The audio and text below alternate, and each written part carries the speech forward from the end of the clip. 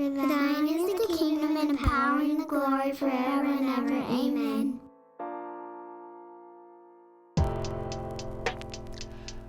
Welcome to the podcast. In and Through exists to equip the church to be hearers and doers of the word. My name is Tim, and I am the lead pastor at Memorial Baptist Church, Stratford, Ontario. And my name's Marshall. I'm the associate pastor at NBC. I'm Alex, the corporate ministry director at NBC. All right, and here we are with part two of music, talking about how it is that we choose the songs that we're going to sing in worship. This is a big subject. I feel like all of this could be broken down into multiple episodes, but then again, I think that that's probably just an us thing. And maybe if there are any other pastors or worship pastors out there listening, they would find it interesting to that level. After that, I think most people are just sort of into a general kind of idea, so that's where we're going to go with it. I mean, 5 of those books behind my head there are literally on this subject. Yeah, and I've got stacks of them. Actually, a couple here on my desk, but in my office as well.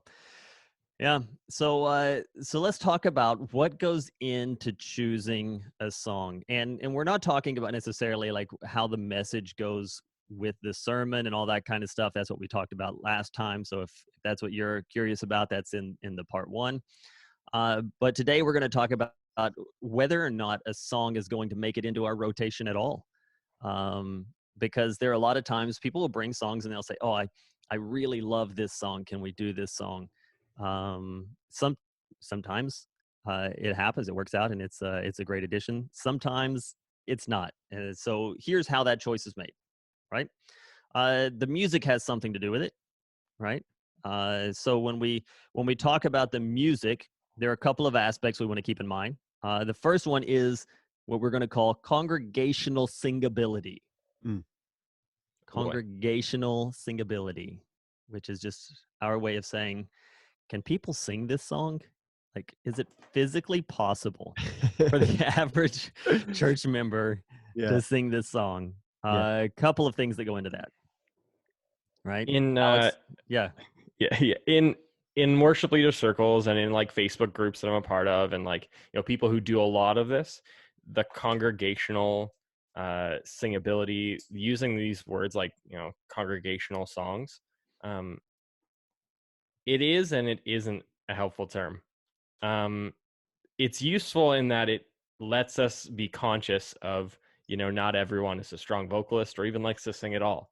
So when we pick songs, they should probably be easy to sing. But I think that's where that term needs to stop. You can't really draw it out farther than that, because we sing lots of hymns and choruses that have been around for a long time that would not be considered. If they came across my desk as a new song, you know, other than maybe their theological weight, they would be way too difficult to sing. I would probably pass them over simply just because it's way too high and then way too low, and none of our gentlemen in the room will ever follow it. No, I agree. This is not a new problem, right? There are lots of hymns. I think it was less of a problem when those hymns were being written, because I think people, particularly in the church, but just in general, sang more, right? Like even we know that even a couple generations ago, you would get multiple harmonies coming from within the congregation, and that happens less and less because I don't think people sing as much. So I think that the average singing ability of your average person today is not what it was 100, 200, 300 years ago. So I think that's part of the reason some of those hymns are so hard. I think you just had a whole culture that was much more used to singing these great big songs with these crazy melodies that went up and down and all over the place. Yeah, it seems to me that singing was taught into generations past, and our generations have sort of bought into this idea that either you can or you can't. Right. And so we don't have like things like choir or specific classes that are electives for those people who already believe that they have sort of this natural ability to sing. and want to refine that. It's not a general course for everyone to come together in public school and learn how to sing. We don't have choirs in churches, right, where we're instructing singing in that same kind of way. So there's probably really something to that. And yeah, so it happens with older hymns, and it happens with new songs, right? Sure. So like the older hymn, a lot of it has to do with sort of like the melody line going up and down all the time, back to back notes that can go really low and then really high, that are just a difficult thing to do. uh, I would say in modern worship, it's less necessarily about the key that it's in and more about the dynamic of Sure. it, right? Like these big power songs that have these big octave jumps, or they jump a key, you know, from like a D to an E, kind of a jump that not everyone is going to be able to follow. Mm. Why do you think modern worship songs are getting into this unsingable range of dynamic? I think a lot, not all, but I think a lot of contemporary worship music is written from a performance um, angle, right? So the songs are being written to showcase the vocal abilities of the person singing the song more than perhaps it like, is this something that a lot of people are going to be able to join in on? And then that's not saying everything, not saying every song is completely on that end of the spectrum, Yeah. but I think that's becoming common, right? Is like Mhm. they're writing songs for a Carrie Job, for a Right. Phil Wickham, who have these unbelievable vocal abilities, and when we listen to that, that moves us, right? Right. But yeah, but again, that doesn't always translate well to, someone like us leading a worship service who, we can hold a tune, but we're not Phil Wickham, right? Right. So they don't always translate well to being used in the context of a regular church service. Hmm. Yeah, and I some of those songs even depend on that dynamic jump. And if it's not Yeah. there, the song just falls on its face, Yeah, it's right? flat, It yeah. ends up being flat. It just doesn't work if it doesn't have that dynamic punch. And I would say sometimes the dynamic punch isn't, like you mentioned the whole like Carrie Job thing. I don't know how many times I've had people come and say, we should really do this song. And I just want to say, do you know why you love that song?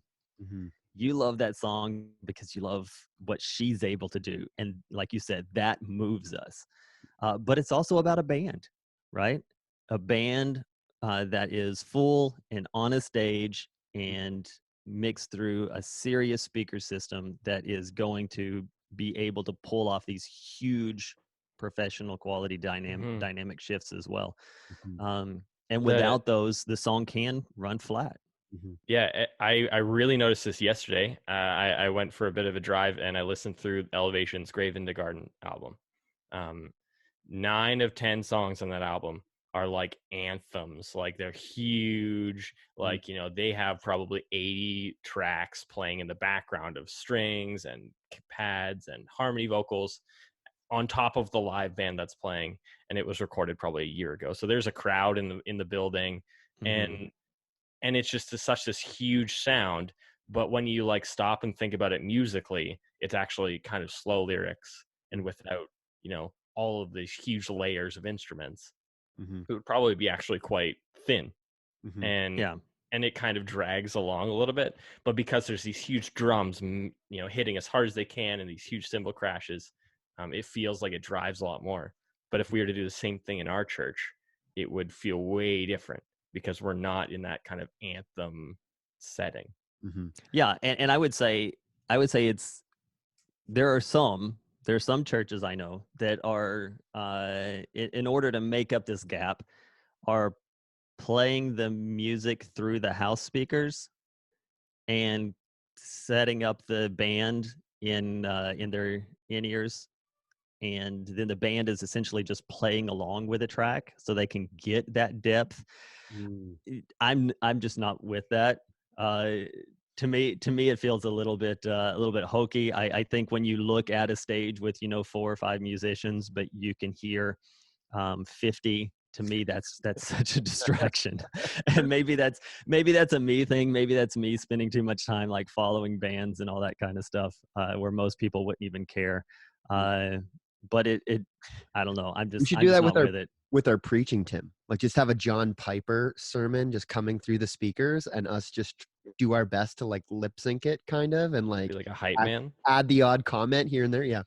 No, I'm just kidding. But this all reminds me of a really really great conversation I had with one of our congregants, and I'll give her a shout out, Melissa Crerar. We were having a discussion about worship music, and this was at a time when I was kind of an interim worship leader. We were kind of in between, before you guys were attending Memorial. And she just helped me kind of understand the distinction. Like, there are some songs that are really good for personal worship. These songs that, that have this crazy dynamic, and they're uplifting and they're moving, and they cause us to worship. But that doesn't mean they necessarily translate well to a Sunday morning. And so there's a personal worship and there's a congregational worship. And there's some songs that are appropriate for both, but there's some songs that just don't translate well to the corporate setting. And I think doesn't mean they're not good, just not good for that. Yeah, and every corporate setting is going to be different, right? Yeah, talk this about is that. where we transition into the culture of your church matters. Yeah. So like, for when we say culture of your church, there's this idea that if you want to grow a church, that what you need to do is you need to just go more modern. But there are lots of churches. There's this great book called Comeback Churches that's about revitalization efforts inside of churches and what really made the difference for them. And statistically proven that some of the churches just they put away the praise bands, went back to hymns, and saw growth. The point wasn't that putting away the worship band is what your church needs to grow. The point is you got to listen to your congregation and your culture and figure out who your people are. And if you're a congregation of people whose personal style of worship is A, and you go hard after B because you think it's going to cause people who aren't there to come, then you're actually going to lose the people you have. Right. Or you're going to put so many obstacles in front of the people that you do have that they're not going to pull off this style B worship. And when people come, it's going to show, right? It's going to look like you're putting on an act for other people, or you're trying to do this thing that you're just not pulling off. And what happens is it just frustrates the worship.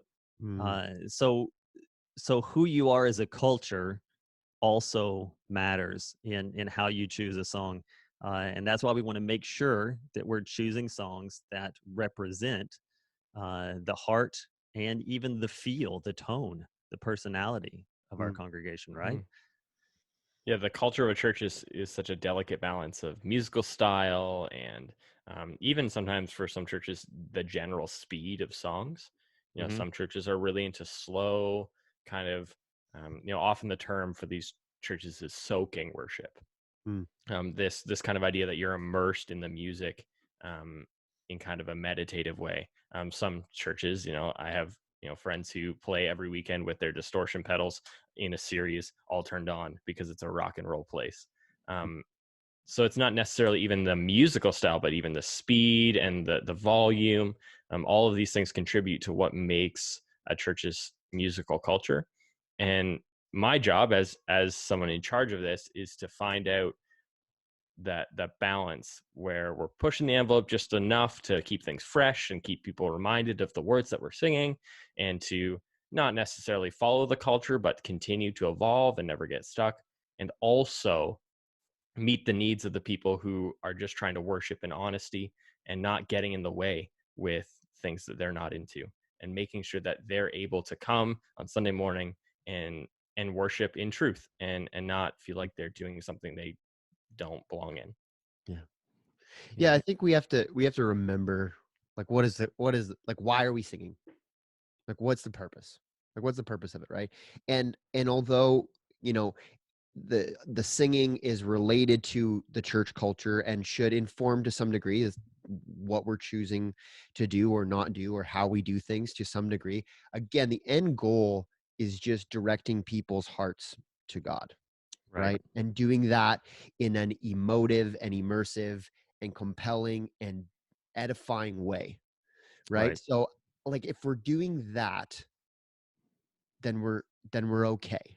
You know what I mean? Like if we're doing that and taking into consideration, who our people are and what's going to help them like divert their attention away from the things of this world onto the things from above, then we're doing it right, because that's what the goal is. So that's going to mean different things in different contexts with different groups. But like you can be a hymns only church and be doing it right or doing it wrong. And you can be a contemporary style and doing it right or doing it wrong, based on is your goal the right goal?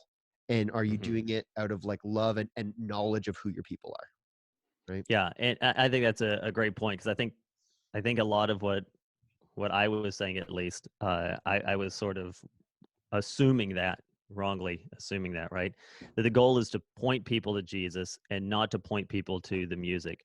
And when we get to a place where our the singability and the culture and the style of the music are pointing people's attention elsewhere, right? Whether it's about now praise for the song leader and not for the subject of the song, or if it's just a distraction, right? Because sometimes it's not, wow, that was amazing.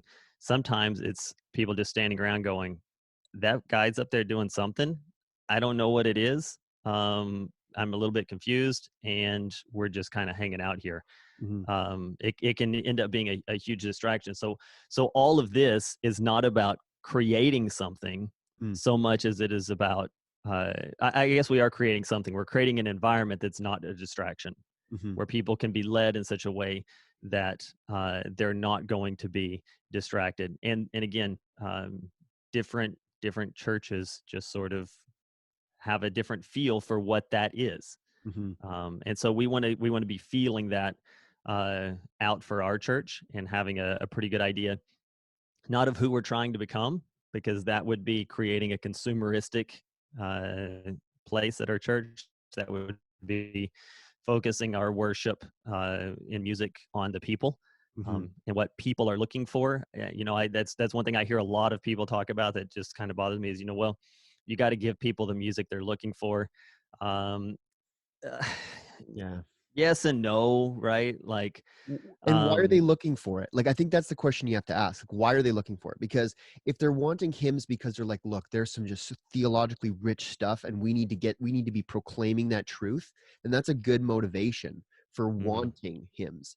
But if it's just nostalgia, if it's just to get a little taste of the good old days, then that's not a good motivation, right? Yeah. So. Or on the flip side, if it's Or just on the flip side, yeah. if it's just because it's cool and it sounds great, then that's also not a good motivation. Yeah. Right. The music is the vehicle that carries our worship. And so when I say yes and no, I guess the yes side of that would be that people say this is as a part of the corporate, it's also my offering to God, and my opportunity to hear from God. And this is sort of where that channel is for me, in a way that's less distracting. And so we just want to, we want to be careful not to just be listening to people to the point of where we're providing them opportunity to participate in entertainment of the self, but providing people an environment where they feel encouraged and given opportunity to offer up praise to God and edification to the church around them. Yeah. We live, and I don't want to belabor this subject too much, but like we live in a culture where we get custom made everything for us. Like everything is custom made. Like you think of how social media works, right? They give us what we want, right? Like we get the posts that we want, we get the news that we want. We go to restaurants more than anyone ever did in the past, right? And we get specifically what we want. We get our custom made order at Starbucks, and everything is just like crafted just for us as an individual. and we have to be careful that we don't bring that expectation with us into the church, because it's not about our individual tastes. It's about the worship of God, and and in that also it's about the corporate group, right? So there's a degree to which we have to be able to kind of set aside this expectation for tailor-made worship just for me, because that's an impossibility in a group of in any size group, let alone a group of hundreds, right? Yeah, so let's move on now to the message, because this is the big one. We want to make sure that we save time for this, because this is the biggest part of the discussion. There are three things that we're going to talk about when we talk about the message. Is it clear? Is it sound? And what's its source? So let's talk about clarity of message. So generally, songs that we pick,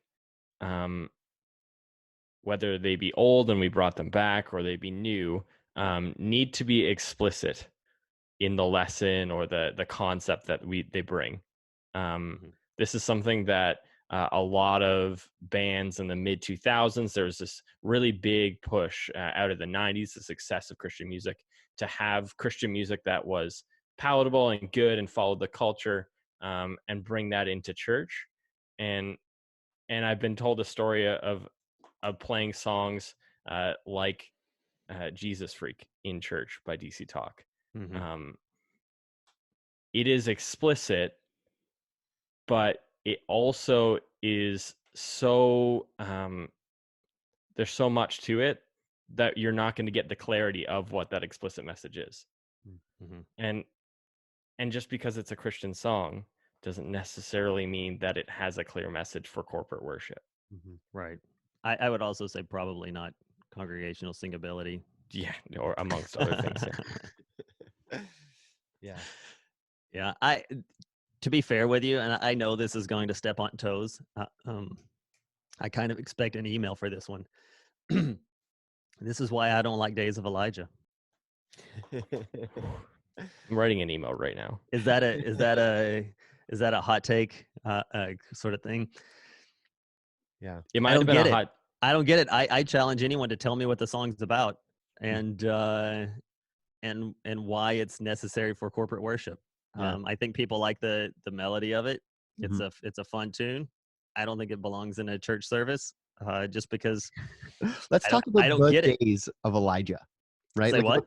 Let's talk about the days of Elijah. What was going on in the days? Like he had the vision of the dry bones becoming flesh, of something that was going to happen, but not in the days of Elijah. In the days of Elijah, almost everyone fell into extreme idolatry, and there was famine and drought because of it. Like, and to the point where Elijah felt like, is there anyone at all faithful to God? Like, that was the circumstances in the days of Elijah. And so do we want it to be like maybe these are the days of Elijah, right? Like maybe. Yeah, and I think some would say, well, in that they don't mean the days that Elijah lived, they mean the days that Elijah prophesied. Oh, okay, all right, fair enough. Because it does say the dry bones becoming as flesh. Yeah. But I just think there's I just don't feel like we sing that song going yes and amen. Right. There's too much going on in it. It's sort of like this hidden thing. I've searched out the song, like reading things that the author of the song has written about the song, because a lot of people ask the question, what's this song about? Most generally his statement is kind of like, this is basically what it's about. It kind of came to me. And to me personally, I think that when we sing an edification to the church, what we were talking about last week with the horizontal worship, the people around me need to know well what it is I'm trying to encourage them with. Right. And when I'm singing a prayer or leading people in worship to sing what is a vertical song, a prayer to God, but to melody, then I need to know what it is very clearly that I'm stating. And so I feel like that's just an example of a song that's kind of here and there, and it pops up a lot, and it's a fun kind of camp tune. a youth group kind of camp tune. Yeah. But I don't know about as a corporate worship song. Can I throw my own song into the mix that'll get me an email? Because this is my favorite song to hate, and some people might not like this, but one hymn that I will never lead, like I won't do it, like even if like I just won't, I refuse, is Mansion Over the Hilltop. Mansion Over the Hilltop is one of the worst of the favorite hymns, and here's why. Within the hymn, there's really nothing about the glory of God at all. And what it is it's essentially just saying, hey God, I'm cool with not being super rich right now because I'm gonna get loads of stuff when I get to heaven. And I'm gonna get a harp and a crown and a mansion over the hilltop. And like it's so very like just it's like heaven is all about me getting the things that I really want now, all the earthly riches that I really want now, but I have to just like wait. So look at how much I love you, God, because I'm satisfied with just a cottage below and a little silver and gold, right? And it's like, oh, anyways. So I just throw that into the mix to say like it's very easy to beat up on a lot of the new stuff. And a lot of the new stuff deserves being disregarded. But there's some old tunes that are not great either. Yeah, and I would say that kind of moves us from the clarity of the message to the soundness of the message, right? Sure. Is it a sound message? This is a lot of the false ideal that we put onto heaven. This false ideal that kind of runs like this: God didn't call me necessarily to put my idols to destruction. Mm-hmm. He called me to delay the gratification of my idols into the next life. Put them on layaway. Right. Right. I'm still going to get the idols of this life that I long for. Yeah. But it's about delayed gratification and not finding gratification in Christ. Right. It comes from the treasure stored up in heaven. But if you actually read where that comes from, it's not talking about physical things. Right. And there's the verse about many mansions, but it just means like in God's place, there is room for many to dwell. Mm-hmm. Yeah, Not many dwellings is the better. Everybody gets a 10,000 square foot house with 8 bathrooms and a fountain. Like, come on. Yeah, and you know what? It's even in the text itself. In my Father's house. Yeah, singular. There are many units. Yeah, that's really what it means. It's a whole thing about the Latin translation of the Vulgate and how that made its way into the King James and all of that kind of stuff. But the best way to say it is there are dwellings inside of my Father's house. So think more apartment complex condos than everyone having their own estate. Yeah. Anyways, okay, sorry, I had to get it off my chest. But. So no, I mean those things exist, and those are reasons we would pull a song. We would say, you know what, it's not going to make it in, and there are times when we really wrestle with some songs, songs that we love, and sometimes it comes down to maybe just one line, and we have to really wrestle with that, because our goal in this is that we want to be leading the church in songs that they will sing together on Sunday morning in worship, that will make their way into that sort of mental space where they're singing them throughout the week. Mm-hmm. And when they are broken and troubled, or when they are in a place where they just want to praise God, this is what's coming to mind, because this is what we have been practicing. And these are the truths that we've been singing. So this really matters. And sometimes even one line can be enough. And so some modern examples of things that we really wrestle with. We're not always in agreement on these. Sometimes it comes down to an arm wrestling match, figuratively, not literally. So one example, song I really love, So Will I. It's a brand new song. Mm-hmm. Fantastic, talking about all of the things that God will empower us to do in worshiping Him as parts of His creation, seeing the rest of creation worship Him and us worshiping Him as well. But there's that one line, that gets me. Yeah, So Will I 100 billion times on the Wonder album from Hillsong, has a line that says, creation evolving in pursuit of what you said. Mm-hmm. Right. It uses that loaded word evolving, which is not necessarily indicating the idea of evolution and creation. And when the song first came out, it hit the scene, and a lot of churches adopted it. It's a popular Hillsong song, so it kind of has like a by default acceptability because it comes from this artist.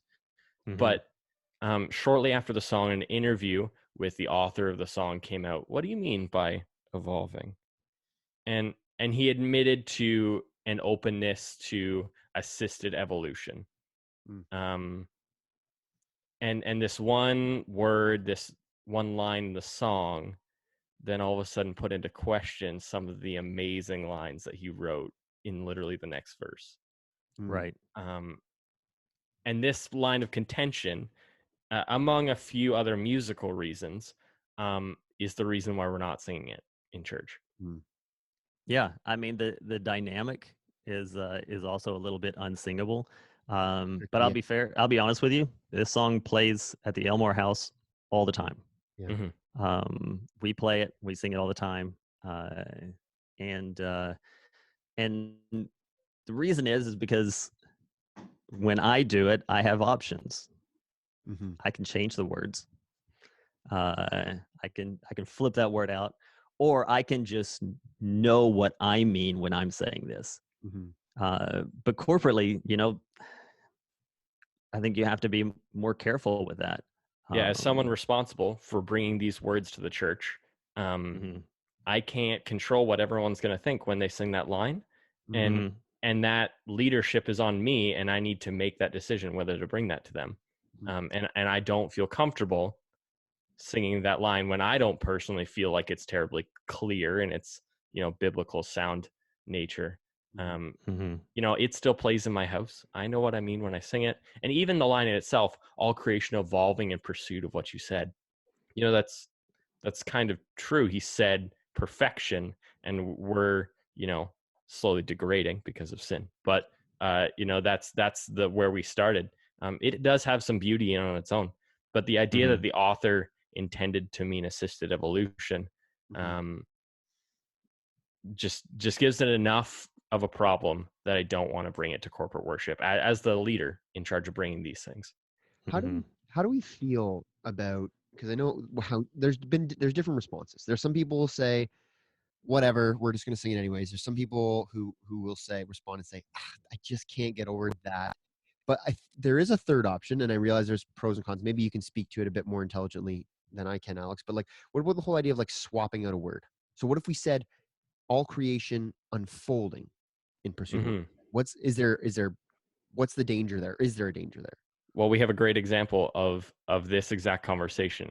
The song "Reckless Love," written by Corey Asbury, is a song that I really love.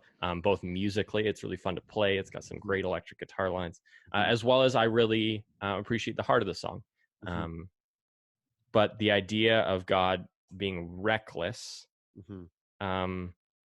is not entirely correct. We're trying to wrap an infinite God of infinite understandability into a singular word, and that's never going to work whether we pick the word reckless or not.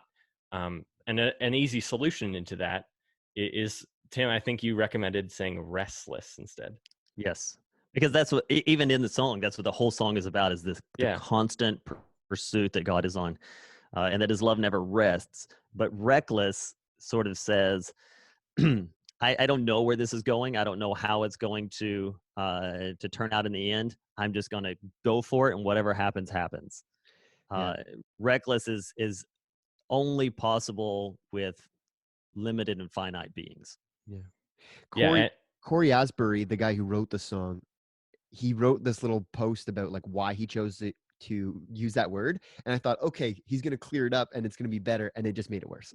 Because he essentially said that God is not he couched the idea of recklessness in the idea that like God is not concerned about his own well-being or whatever. Like he kind of went like, God is just totally unconcerned with how this impacts and benefits him, right? Which is like just blatantly untrue. Like God's primary motivator is his own glory. Right. So that's just not. I'm like, oh, Um, dude, why It only makes it worse. Should have just left it ambiguous, man, and let us figure it out. Yeah, you just made it worse. and I think it's ambiguous enough that I don't think that singing the overwhelming reckless love of God brings us so far away from how we understand God's love that it would be distracting in that moment or make our worship disingenuous. And you would think the easy thing would just be to change the word. This gets into some legal stuff that I don't fully understand, but I know enough that when we license this music, we pay a fee to an organization called CCLI that gathers all of most Christian music, puts it into a database to get me music and things like sheet music and lyrics, and then gives us the ability to display those lyrics and then to play the songs that we didn't write. And that license agreement is really long and deep, and I have read it, but it's not terribly understandable. But one of the things that's part of that agreement is we can't make derivative works. We can't make something our own that we don't own. Right. We don't own these songs. We just play them under the license given to us that we pay for, and they are still attributed to Corey Asbury or Hillsong. If we change a word, that makes it a derivative work. That makes it something that we've then made, and we've taken 99.9% of it from someone else. Right. Yeah. But even that is really vague. And I know, I mean, churches have been changing the words to songs for as long as there have All been the time. churches singing songs. Yeah. But I also know that there's so much vagueness because, for instance, like we change the music sometimes, right? And we change the keys, we change a melody line from time to time. That's no different than changing a word. So to be fair on this one, Alex is more of the stickler and I'm more of the who cares. And in this agreement, it does specifically speak to music because we are playing a cover, so we're not going to do it the same as recorded, which is the terminology they use, same as recorded. But the written lyrics are specifically called out in this agreement. Churches have been changing words for centuries, and I would be upset to learn that one of these artists who wrote these God-glorifying words would sue a church. But we did agree to this license, and we do pay for it, and we do want to honor that agreement. Yeah, and when I sing it on my own, I sing Restless. Yeah, and I think that's totally fine. And if it comes down to it, I would rather sometimes not play the song in front of a church than sing questionable lyrics. Right. Yeah, that makes sense. Yeah, but you know what? John Piper did a whole podcast on this and asked Pastor John specifically on this song. And he said the song sounds like Calvinism right up to that point of reckless love. And that's a little bit peculiar. But the weight of the song is so doctrinally sound. It is. It actually is. Yeah. And so beautiful in that we will continue to sing the song because I think the weight of the song is better than that. Yeah. When it comes to a song like So Will I, it has some really amazing moments. Like as you speak, 100 billion failures disappear. Where you lost your life so I could find it here. If you left the grave behind you, so will I. I can see your heart in everything you've done. Every part designed in a work of art called love. If you gladly chose surrender, so will I. Right? It's just so great. So great. So in that, what I overlook that one word of evolution, I would still fight to change it. But again, there's also an issue that comes with it that is just the dynamic of it.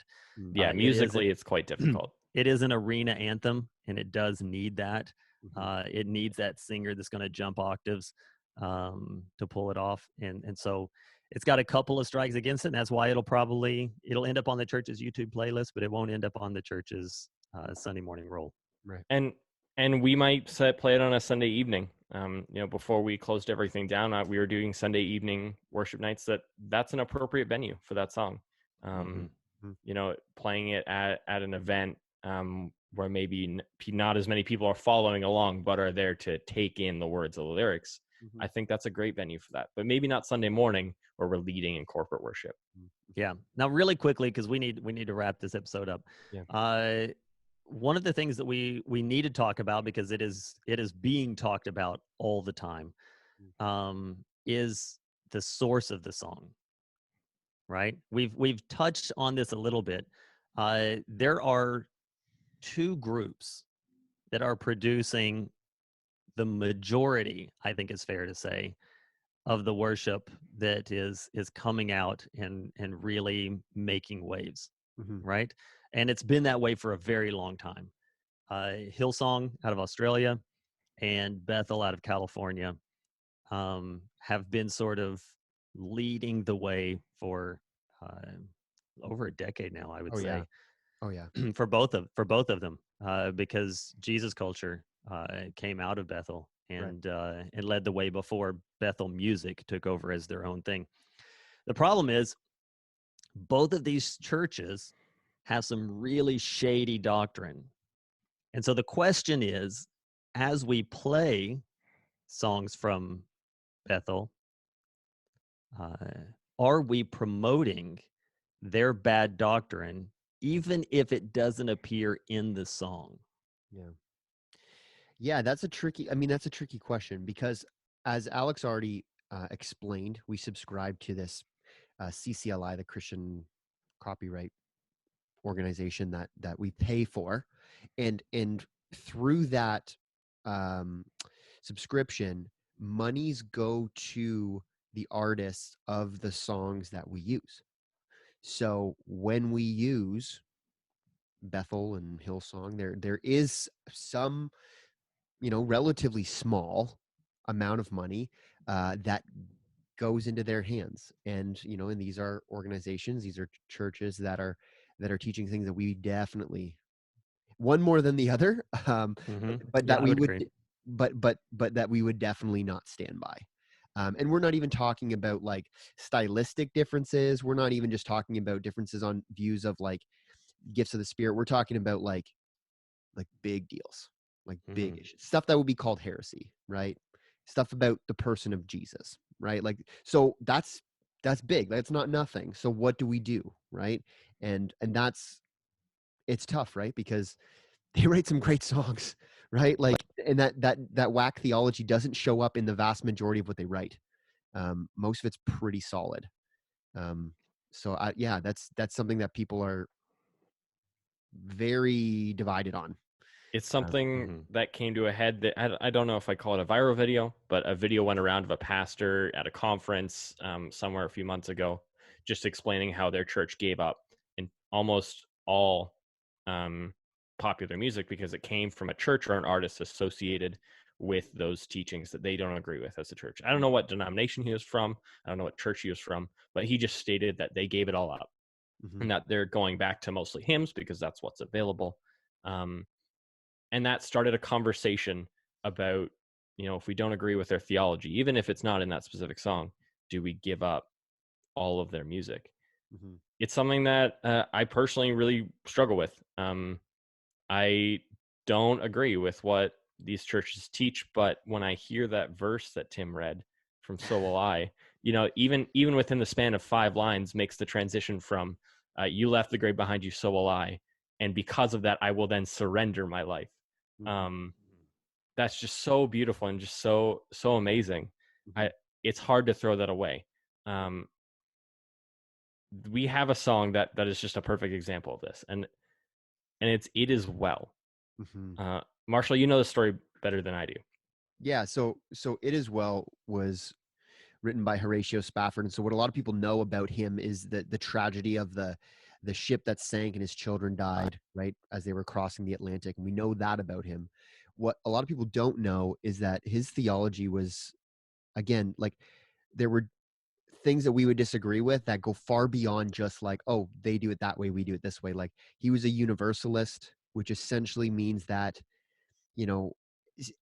after enough time, all people are going to be reconciled to God and there's no real eternal punishment. And he kind of viewed like hell as just like almost like purgatory. And like even Satan would eventually be reconciled to God through that process. And that's just something that's completely just not in line with what the scriptures teach. And it's a pretty big, it's a pretty big thing, right? But yeah, it is well. I mean, are we not going to sing it as well, right? Or even, we could say that there were some things that the Wesleys, right? He believed in Christian perfection. He believed that you could attain sinlessness in the Christian life. That, well, no, you can't. That's impossible. But we still sing the stuff that was written by him and his brother, right? So, like, if we apply this kind of we will not sing anything by those who have doctrinal error, we got to start cutting through our hymn books even, right? And so I think that's why it's dangerous to take that line of thinking too far. Yeah, and I would say ultimately all of this, like this is this is ultimately then the burden of the lead pastor, right? And so here's my take on why I don't drop that axe. It has less to do with it's a lot of work to figure out what everyone believed and find all that kind of stuff. Although I agree that that would be a mountain of work. Oh yeah. This is basically what's called secondary separation, right? Like it's not just separating from the thing, it's separating from the thing because it's connected to another thing, right? Would we axe a song based off of that? I'm going to give a vague kind of yes and no. The yes side of it is this: based on where it comes from, I am admittedly going to be more critical. And there have been times, even in the very recent, the recent past, that we have been sitting around the offices back when we were allowed. Do you remember being in the office? Do you remember the offices? Those were the times. Oh, those were good days. When we would be and we would be talking about a song that come out, and I'd be like, nope, don't like it, don't want anything to do with it. And you guys would be like, really? I can't figure out why. And what I was doing is I was knowing where it came from and landing harder on it than I should have been. And then going back and sort of working through the lyrics going, okay, maybe that's in their hearts, but it's not in the song. Right. So I will, yes, be more aggressive and more critical with the song that is based on where it's coming from. I think that's reasonable. But at the same time, I think it's our job to shepherd the church in such a way that we know what is truth and we're able to separate it from error. And the strongest argument that that I've been able to find from those who would say, get rid of it altogether, you have to separate from it. The strongest argument is that at the end of the song, there's the copyright notes that have the names of the people who wrote the song. And that what's going to happen is that in your church service, everyone's going to write those names down, and then they're going to Google them and start following them as teachers. Right. I don't think that's happening. Yeah. To be honest with you, I don't think people even read that. I don't even know if people see that. I think you see it the first time, and then after that, you just stop seeing it. And so I don't really think that that's a thing. I also noticed that, and we've talked about this before, some of those really questionable things that they believe, those even the heretical things that are being taught, do not appear in the songs. Yeah. Right. And so if a person goes out and buys a Hillsong album, I don't think they are embedding themselves with emergent doctrine that is questionable. Right. I think they're getting some pretty sound stuff in the songs. Right. I don't think a lot of people migrate from the songs to the preaching. Yeah. I don't. I think that when Hillsong puts a new church in a new place, the label, the brand of Hillsong excites a lot of people, and they go then. They're not planting in Stratford. That's our context. Right. And so I don't see that as a thing. Right. And so yeah, and at the same time, when there's value in the song, I think we take it as a song and not as its source. it would be different. Like, I understand the challenge that someone could bring. Someone would say, would you do the same with the speaker, right? Would you take a good teaching from Rob Bell and present that to your church? And I would say no. But I think there's a difference between a heretical teacher teaching and someone who is under a heretical teacher singing. And I understand that's all kinds of dicey. And this is why it's a battle. This is why it's something that we wrestle with. This, like, to be fair, this keeps us up at nights from time to time, right? And causes us to sometimes fall out of agreement, even in conversation on these kinds of things, because they're difficult things to work through. And we'll continue to struggle. Not for the faint of heart. Yeah, we will continue to strive to struggle with these things and not let songs just fly under the radar just because, like, that particularly me, but I always bring it through you guys because having these kinds of conversations is important. And you know, we don't just listen to music as a church. We sing the words to our Lord. It carries so much more weight than just listening at home in personal worship. That's why we separate the things. Is because when you're sitting at home and listening and enjoying music, that's different than those words coming out of your mouth to the Lord Almighty. Or us as the leaders of that service saying, we are going to pray this prayer to God together. Right. That's what a lot of these songs are. And the way, just in close, like the way our minds work too, we retain lyrics so much better than other things. Like I would almost guarantee that almost anyone listening to this podcast right now knows the lyrics to more worship songs and hymns than they have verses of the Bible memorized that they can quote chapter and verse, right? More full songs. They would have more full songs than single verses. And I don't say that as an indictment necessarily, although I think scripture memorization is something that I struggle with, and I think as a generation we struggle with. But that's because melody helps you remember things. Like, that's why we teach little children songs. So we want to make sure that things that are being embedded in people's minds are good, because that's what they're going to remember. And that's what they're going to sing when they're like, you know, when they're like, you know, James and Peter and they're shackled in prison, right? They're going to, you know, this, or Paul and Barnabas or whatever, right? Like this, the songs are what stick in people's minds. That's why this is so important. Right. Yeah. And so the real purpose behind this episode, the reason we wanted to do it was just to let you look behind the curtain a little bit and realize that it's more than just songs I like, songs I don't like, old songs, new songs, something with a little bit upbeat versus something, you know, slower, nostalgic versus cutting edge. Those aren't really the considerations. There are a lot of deeper things that go into it that we wrestle with, and we think it is good to wrestle with these things because they're not scripture. When we bring scripture into a service, we take it for all that it is, with no filter, because it is inspired and holy word of God. These are works of man. Man is flawed. The work is going to be to some degree flawed because of our hand on it. And what we will do is we will continue to sift through and figure out what portion of this is redeemable, what portion of it needs to be put aside, and we'll do our best to be faithful to God and to the church in that effort.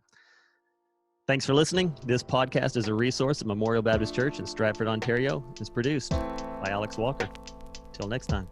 Take care, everybody. Bye.